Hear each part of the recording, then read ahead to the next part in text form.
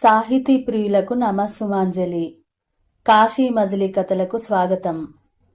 మదిర సుబ్బన్న దీక్షితులు గారు రచించిన కాశీ మజిలీ కథలు 57వ భాగం 27వ మజిలీ. ఇప్పటి వరకు జరిగిన కథ. సింధుబా నగరానికి రాజైనటువంటి వీరప్రతాపుడికి 4 కొడుకులు: విజయుడు, బాణుడు, చంద్రుడు, రాముడు. 4 కుమారులు స్వయంవరంలో తామే రాచకన్యలను ఎన్నుకొని పెళ్లి చేసుకోవాలనే తలంపుతో 4 సోదరులు 4 దిక్కులకు బయలుదేరతారు. ఆ తర్వాత రాముడికి, చంద్రుడికి అనూహ్యంగా వాళ్ళు మెచ్చిన రాచకన్యలు దొరుకుతారు.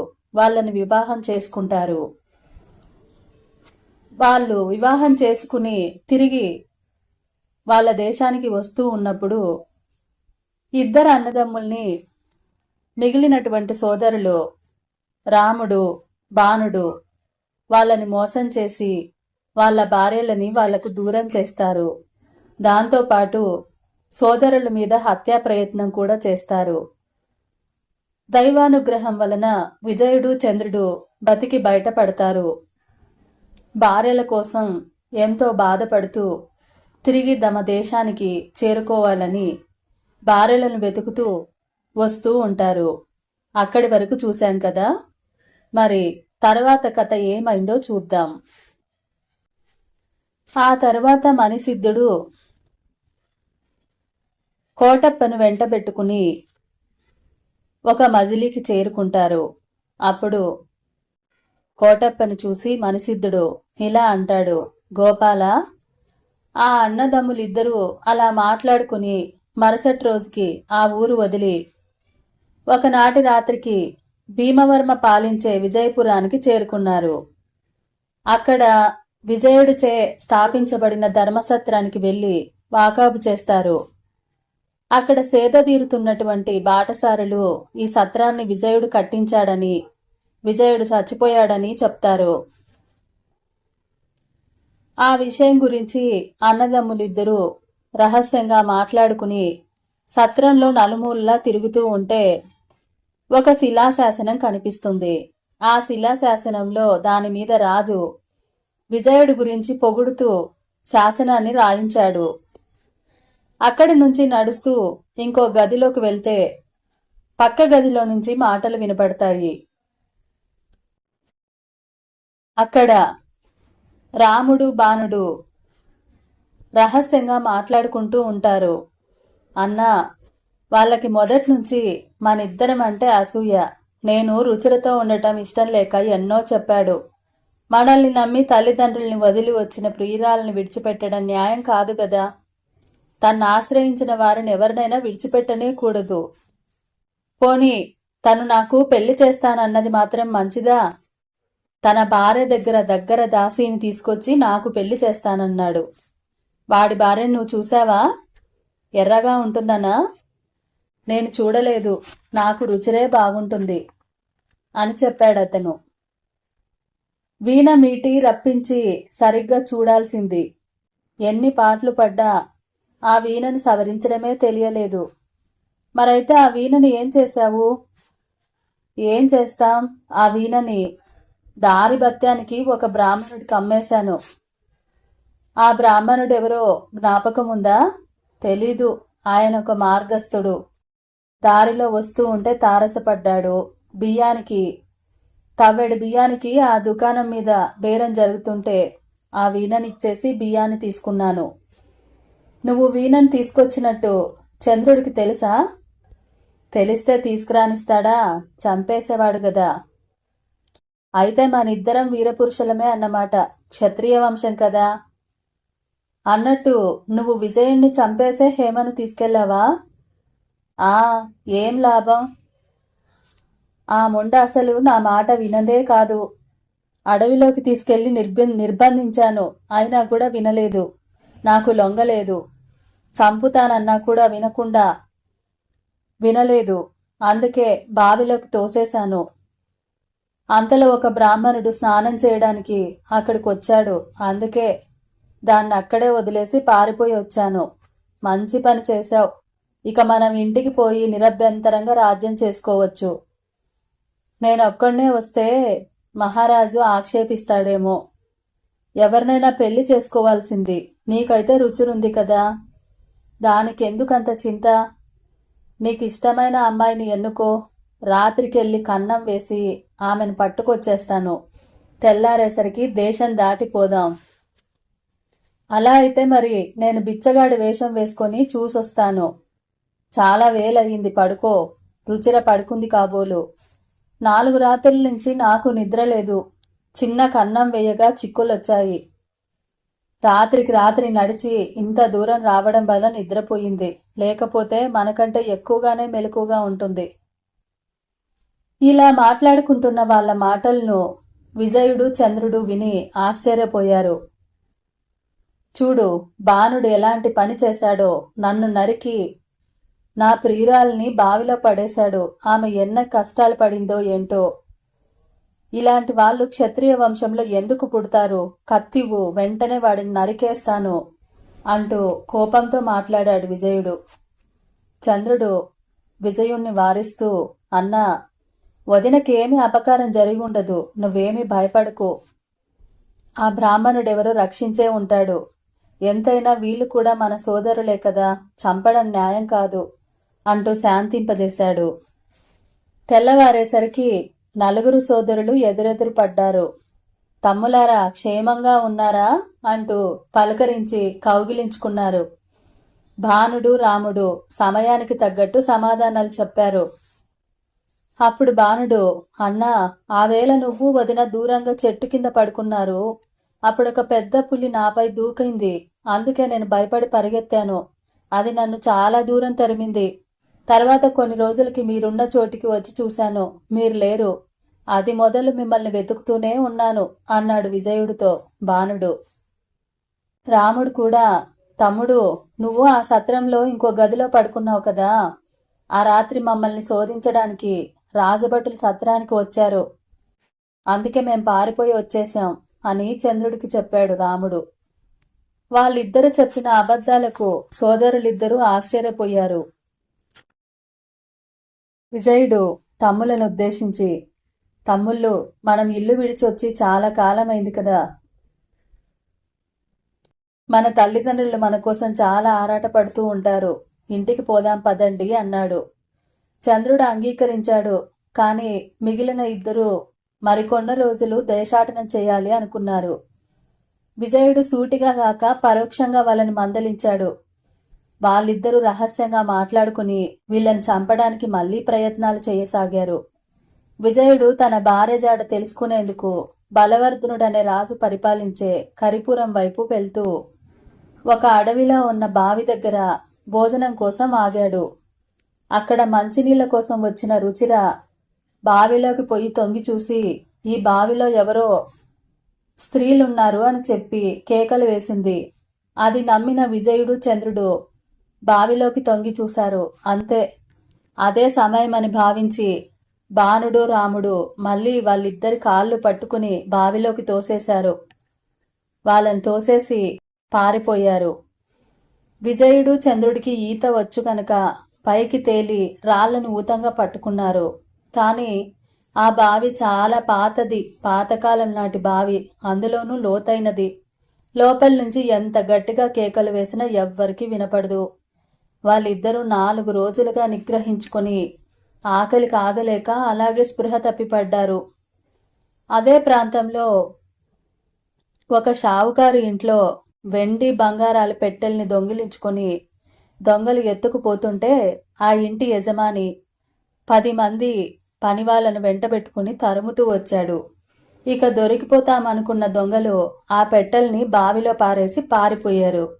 అది చూసిన ఒకడు యజమానికి చెప్పగా వెంటనే అతను గొలుసులు, పగ్గాలు తెప్పించి మనుషుల్ని బావిలోకి దింపాడు. వాళ్ళు స్పృహ తప్పి పడి ఉన్న రాజకుమారుల్ని చూసి దొంగలంటూ అరిచారు. ఎవరూ బావిలోకి దిగడానికి సాహసించలేదు. కానీ ఆ యజమాని ఇస్తానన్న డబ్బుకు ఆశపడి కొందరు బావిలోకి దిగి వాళ్ళని పైకి తీసుకొచ్చారు. శవాల్లాగా పడి ఉన్న వాళ్ళని చూసి చచ్చిపోయారనుకున్నారు. కానీ 4 రోజులుగా వాళ్ళు నీటిలోనే ఉండటం వల్ల వాళ్ళ శరీరాలు తెల్లగా అయ్యాయి. వాళ్ళు దొంగలు కారని నిశ్చయించుకున్నాడు ఆ యజమాని. వాళ్ళకి సపర్యలు చేసి మజ్జిగ అన్నం తెప్పించి పోసి శరీరానికి కాస్త వేడి తగిలేట్టు చేసి వాళ్ళను తిరిగి మామూలు మనుషుల్ని చేశాడు ఆ యజమాని. యజమాని చేసిన సేవలకు రాజపుత్రులకు మరునాడే తెలివి వచ్చింది. వాళ్ళెంతో సంతోషించి వాళ్లకు ఇదివరకు జరిగిన కథ అంతా ఆ యజమానితో చెప్పారు. ఆ తర్వాత మళ్ళీ తిరిగి ప్రయాణం మొదలుపెట్టారు. కరిపురం చేరి రాజమార్గంలో వెళ్తుండగా ఒక భవనానికి ఉన్న ద్వారానికి వీణావాదన పరీక్షా మందిరం అని ఒక ప్రకటన కనిపించింది. చంద్రుడు అదేమిటో చూసొద్దాం అన్నాడు.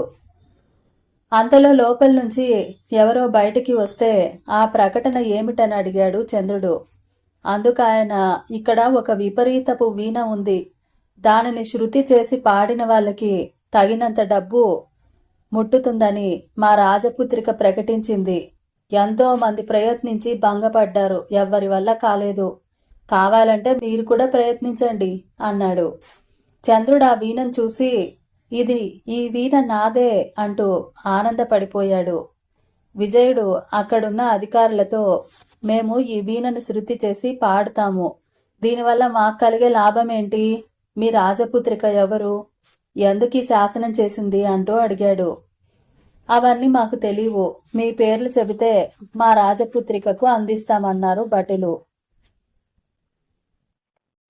రాజకుమార్తె అప్పటికప్పుడే సభ ఏర్పాటు చేయమని తన 12 కొడుకుకి ఉత్తర్వులు అందించింది. ఆ కుర్రవాణ్ణి చూడగానే విజయుడి మనసులో విచిత్రమైన ఆత్మీయత రేకెత్తింది. తన భార్య హేమను చూసినట్టే అనిపించింది విజయుడికి. చంద్రుడు ఎంతో సంతోషపడుతూ, అన్నా, ఆ బాబుని చూశావా? ఆ కుర్రాడు అచ్చం నీలాగే కనిపిస్తున్నాడు. నాకెందుకో వదిన ఇక్కడే ఉందనిపిస్తుంది అన్నాడు. వెంటనే అతను వీణ మీద మోహన రాగం ఆలపించేసరికి శ్రోతలంతా సంతోషంతో నాట్యం చేశారు. అతని అపూర్వ గానాన్ని ఎంతగానో మెచ్చుకున్నారు. విజయుడు ఆ బాలుడి దగ్గరికి వెళ్ళి వివరాలు అడిగాడు. నేను విజయుని పుత్రుణ్ణి. మా తల్లి పేరు హేమ. నా పేరు గజదత్తుడు అంటూ చెప్పాడు ఆ బాలుడు. మీ తండ్రి ఎక్కడుంటాడని అడిగాడు విజయుడు. అదంతా నాకు తెలీదు, మా అమ్మకే తెలుసు అని చెప్పాడు ఆ బాబు. అప్పుడు వెంటనే రాజపుత్రికను కలవడానికి లోపలికి వెళ్లారు సోదరులిద్దరూ.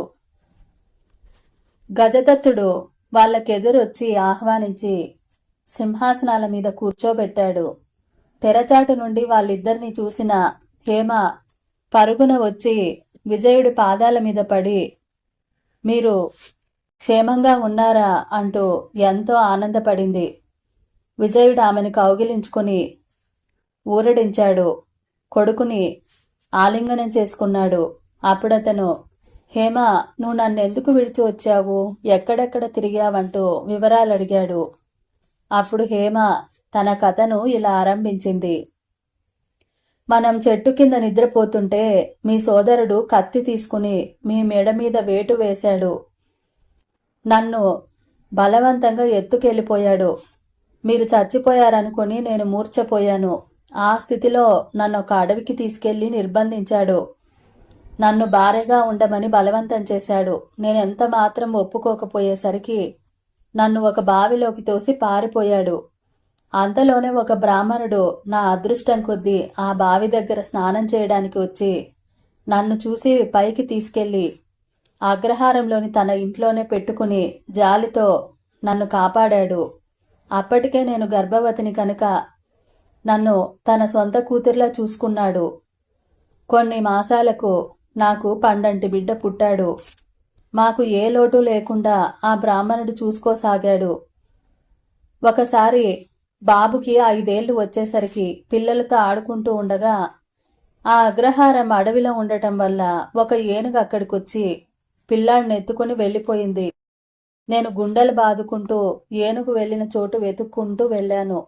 నన్ను వెతుక్కుంటూ ఆ బ్రాహ్మణుడు కూడా వచ్చాడు. ఎంత వెతికినా మన బాబు కనిపించలేదు. విరక్తితో నేను చచ్చిపోదామనుకున్నాను. కాని ఆ బ్రాహ్మణుడు నన్ను ఊరడించి, నీ కొడుక్కేమీ భయం లేదు, తప్పకుండా రాజవుతాడు, నువ్వు మళ్ళీ నీ భర్తను కలుసుకుంటావు. నేను లగ్నం కట్టి జ్యోతిష్యం చూశాను, ఖచ్చితంగా ఇది నిజమవుతుందని నాలో ఆశను రేకెత్తించాడు.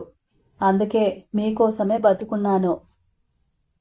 కొడుకు మీద బెంగతో నిద్రాహారాలు మాని నేను కృషిస్తూ ఉన్న టైంలో ఒకరోజు రాజభటులు అక్కడికొచ్చి ఏనుగు ఎత్తుకుపోయిన పిల్లాడి తల్లి ఎవరంటూ అడుగుతూ వచ్చారు. నేను ఆశ్చర్యంతో ఆనందపడిపోయాను. ఆ బాబుని మా రాజుగారు వేటకు వెళ్ళినప్పుడు ఏనుగును చూసి అక్కడి నుంచి వేరు చేసి తీసుకొచ్చాడు. ఆ బాబు స్పృహలో నుండి బయటకు వచ్చినప్పటి నుంచి అమ్మ, తాత అని ఏడుస్తున్నాడని చెప్పారు భటులు.